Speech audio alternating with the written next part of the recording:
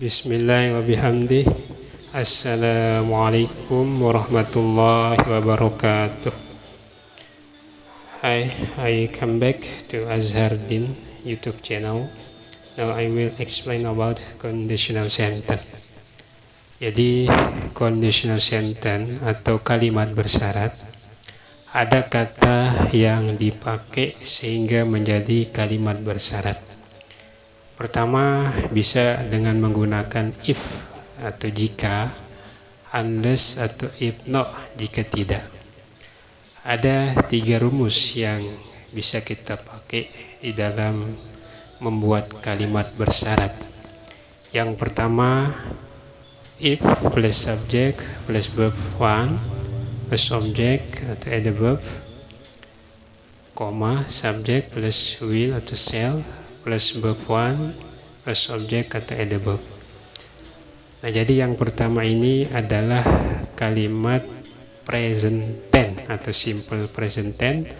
Lawanannya adalah simple future tense. Kemudian yang kedua, if plus subject plus verb 2. Jadi kata kerja kedua plus object atau adverb.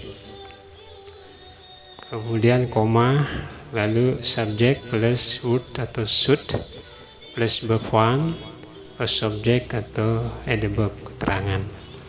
Ini yang kedua adalah bentuk past tense, lawanan dari past future tense. Kemudian yang ketiga, if plus subject plus have plus verb 3 plus object atau adverb, koma, subject plus would atau should plus have atau has plus verb 3 plus object atau adverb. Ini adalah bentuk kalimat past perfect tense, lawanannya adalah past future perfect tense. Nah, pada kesempatan ini saya akan jelaskan satu persatu.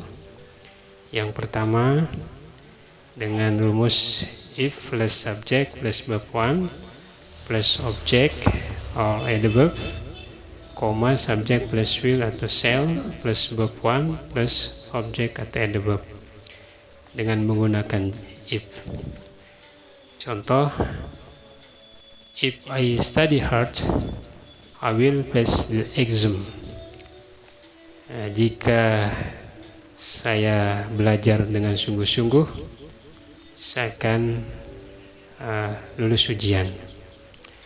Kalimat ini bisa dibalik dengan kalimat pertamanya future, nanti kalimat keduanya present tense.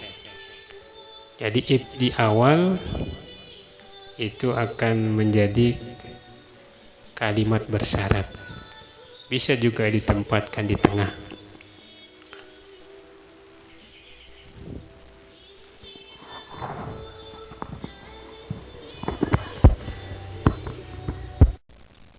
Menggunakan if atau jika, is for example, misalnya if I study hard, I will pass the exams.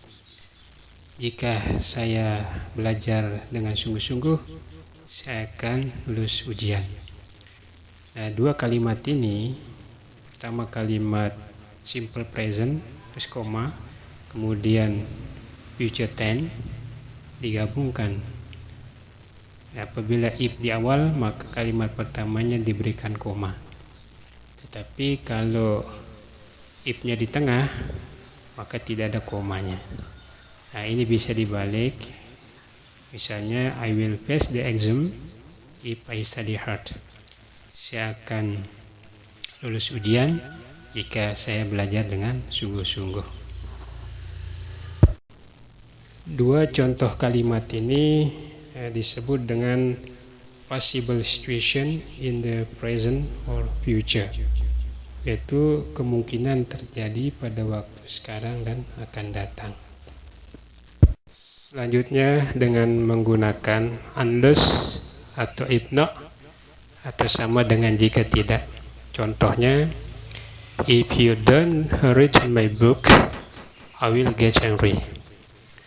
Jika Anda tidak mengembalikan buku saya akan marah. Atau dengan menggunakan unless di awal kalimat, misalnya, unless you return my book, I will get angry. Jika tidak Anda mengembalikan buku saya akan marah. Selanjutnya pada rumus kedua, if plus subject plus verb to plus object atau ada verb keterangan, koma subject plus word atau should plus verb one plus object atau ada verb. Rumus ini adalah bentuk dari past tense lawanannya dengan past future tense.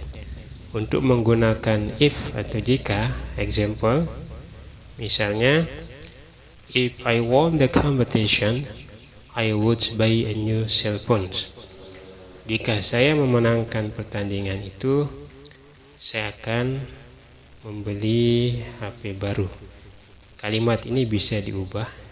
Jika if-nya di awal, maka artinya jika. Kemudian kalau if-nya di tengah, maka ada kalimat sebelumnya. Jadi tidak perlu diberikan koma. I would buy a new cell phone if I won the competition. Jadi mengubahnya yang di awal bisa juga ditaruh di depan, nanti if-nya di tengah. Nah, ini adalah contoh unreal atau impossible situation in present or future.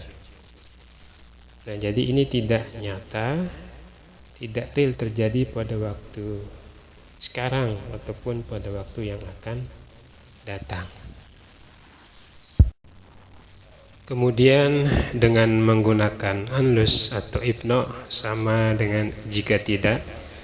Misalnya, if you didn't return my book, I would get angry. Jika Anda tidak mengembalikan buku saya, ada komanya, ini kalimat pertama. Kemudian kalimat keduanya, I would get angry, saya akan marah. Bisa dibalik dengan kata unless di awal kalimat, unless you return my book, I would get angry. Jika tidak Anda mengembalikan buku saya akan marah.